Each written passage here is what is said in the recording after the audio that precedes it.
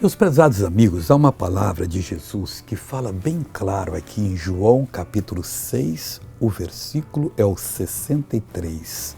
O Espírito é o que vivifica.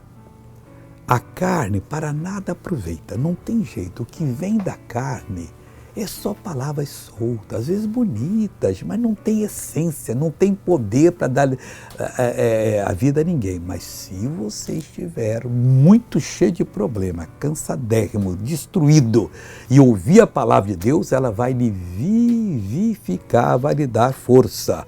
Ele disse: as palavras que eu vos disse são espírito e vida. Na hora que você encontra uma revelação aqui, você pode dizer: Deus, essa palavra tem vida em si mesma, ela é espírito e vida, ela vai me levantar, nela eu vou crer.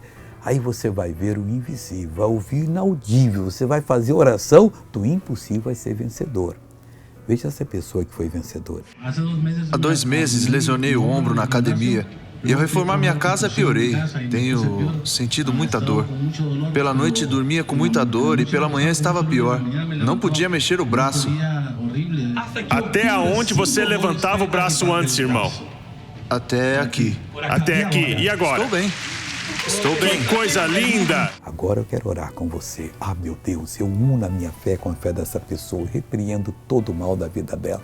Eu reprovo, eu digo que saia, que vá embora, que não perturbe mais. Está desfeito agora, para a glória do Pai eu estou exigindo. Saia todo o mal, em nome de Jesus Cristo. E você levanta a mão e diz: obrigado, Senhor, e amém.